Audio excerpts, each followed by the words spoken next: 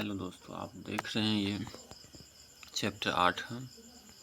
ये क्लास 8 का चैप्टर 1 है, जो कि अतीत से वर्तमान किताब का है। चैप्टर 1 है।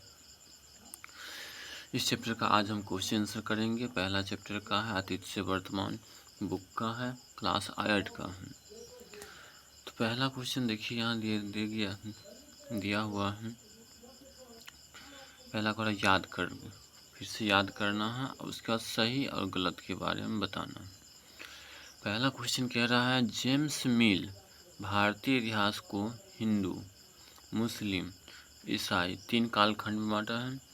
तो जी बिल्कुल, जो है जेम्स मिल जो है भारतीय इतिहास को 3 कालखंड में बांटा है। पहला हिंदू, दूसरा मुस्लिम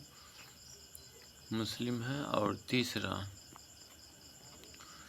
ब्रिटिश था। तीसरा क्या था? ब्रिटिश था। इसी को ईसाई कहा जाता है, अंग्रेज कहा जाता है। तो जो जेम्स मिल जो है भारतीय इतिहास को 3 कालखंडों में बांटा, इसलिए ये कथन सत्य है। दूसरा कथन के बारे में कह रहा है, सरकारी दस्तावेज से हमें ये समझने में मदद मिली है कि आम लोग क्या सोचते थे। जी बिल्कुल नहीं, सरकारी दस्तावेज से ये पता नहीं चलता कि आम लोग क्या सोचते हैं, बल्कि लिखने वाले इतिहासकार क्या सोचते हैं इसके बारे में पता चलता है। राजा रजवाड़ा के बारे में पता चलता है, इसलिए ये क्या है? गलत कथन। ये गलत कथन और सत्य हो जाएगा। फिर तीसरा है, अंग्रेजों को लगता है कि सही तरह शासन चलाने के लिए सर्वेक्षण महत्वपूर्ण। तो ये हम बताए थे कि अंग्रेज सर्वेक्षण इसलिए कराते थे ताकि उसको शासन चलाने में आसानी होती है। कथन सत्य है।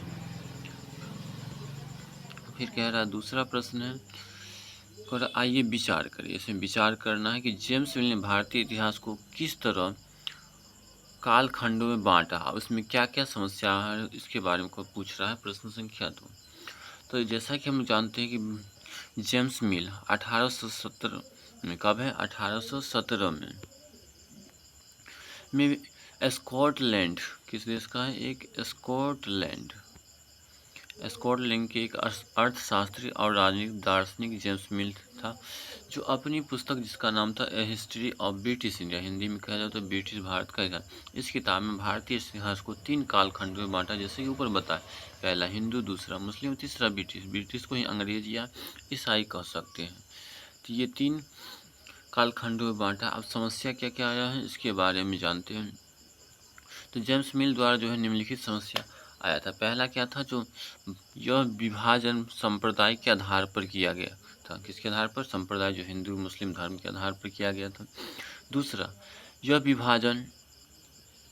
विभाजन जो है औपनिवेशिक विचारधारा पदार्थ है, मतलब गुलाम बनाने के आधार पर उपनिवेश जो है अंग्रेज सब बनाया था, उसके आधार पर किया। और तीसरा, इसमें जो समस्या है, इस काल में विभाजन का उद्देश्य भारतीयों को अलग अलग करना, टुकड़ों में फूट डालकर राज करने वाला था। ये 3 समस्या था। अब तीसरे प्रश्न की तरफ चलते हैं। तीसरा प्रश्न कह रहा है, अंग्रेजों ने सरकारी दस्तावेज को किस तरह सुरक्षित रखा। तो अंग्रेज ने क्या किया था? सरकारी दस्तावेज सुरक्षित करने के लिए पहला तरीका है, सभी शासकीय संस्थानों में अभिलेख कक्ष बनवा दिया है। उसके बाद तहसीलदार के दफ्तर, कलेक्टर, कमिश्नर के दफ्तर, प्रांतीय सचिवालय, कचहरी, कोर्ट, सबका अपना अपना एक रिकॉर्ड रूम बनवाया, जो जहाँ से दस्तावेज सुरक्षित रखा जा सकता है। और तीसरा क्या किया? महत्वपूर्ण दस्तावेज सुरक्षित रखने के लिए अभिलेखागार या संग्रहालय, जिसको हम लोग बोलते हैं म्यूजियम, जैसे संस्था भी बनाया। तो ये सब भी किसका देन है? तो अंग्रेज का ही देन है। चलिए, चौथा प्रश्न पूछ रहा है कि इतिहासकार पुराने अखबारों से जो जानकारी जुटाते हैं, वह पुलिस रिपोर्ट में उपलब्ध जानकारी से किस तरह मिल। देखते होंगे कि हमेशा क्या होता है, पुलिस का रिपोर्ट अलग होता है, जबकि अखबार में छपी हुई बात दोनों कुछ न कुछ अलग होता है। इसका मुख्य कारण क्या है?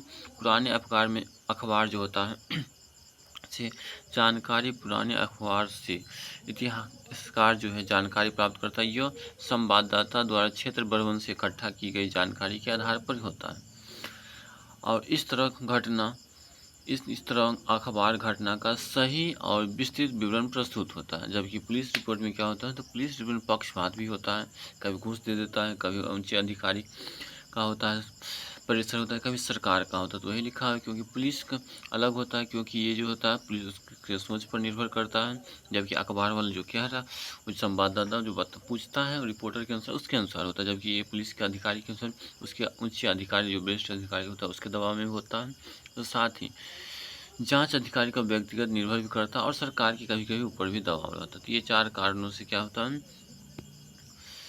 ये 4 कारणों के कारण जो है अखबारी की जानकारी और पुलिस रिपोर्ट की जानकारी दोनों में अंतर पाया जाता है। चलिए लास्ट क्वेश्चन 5वां क्वेश्चन है, ये कह रहा आइए करके देखें। इसमें करके देख लें, उसी इसको खुद से बनाने वाला फिर भी हम बता देते हैं।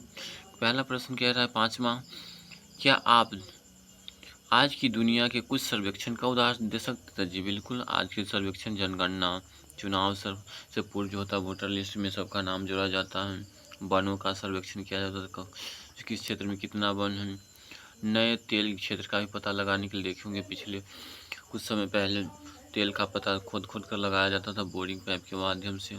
ये सब सर्वेक्षण का ही उदाहरण है। फिर कह रहा है बनाए खिलौ सोच कर देखिए, खिलौने बनाने वाली कंपनी को यह कैसे पता चलता है कि बच्चे किन चीज़ों को ज़्यादा पसंद करते हैं, या सरकार को यह कैसे पता चलता है कि स्कूल में बच्चों की संख्या कितनी है? इतिहासकार ऐसे सर्वेक्षण से क्या हासिल करना चाहता है? देखिए, तो खिलौने बनाने वाली कंपनी की जो है किससे पता चलता है? खिलौने बनाने वाली कंपनी भी सर्वेक्षण करता है, बच्चों की क्या पसंद है, किस प्रकार के खिलौना वो पसंद करता है, तो उसके आधार पर वो सर्वेक्षण करके खिलौना अब जो अधिक बिकता है उसे अधिक बनाता है। स्कूल में बच्चों की संख्या जानकारी होता है, ये सरकार और प्रशासनिक अधिकारी रिपोर्ट के सर्वेक्षण के आधार पर स्कूल में बच्चों की संख्या जो हेडमास्टर होता है जानकारी देता है अपने उच्च अधिकारी को, और फिर उसी के बाद पता चल जाता है सर्वेक्षण। इतिहासकार में भी क्या होता है, इतिहासकार सर्वेक्षण से विभिन्न जानकारी इकट्ठा कर सकते हैं और समाज में रखे बदलाव के विषय में भी जान सकते हैं। तो आज का ये था पहला चैप्टर क्लास 8, जो कि पूरा क्वेश्चन आंसर हो गया। ये वीडियो कैसा लगा आप हमें कमेंट बॉक्स में बता सकते हैं, और साथ ही में आप अगला चैप्टर मैं फिर बताऊंगा, अगली वीडियो में लेकर आऊँगा। तब तक के लिए धन्यवाद। आप अगर नए हैं इस चैनल में तो सब्सक्राइब कर दीजिए, लाइक कर दीजिए और शेयर कर दीजिए। धन्यवाद।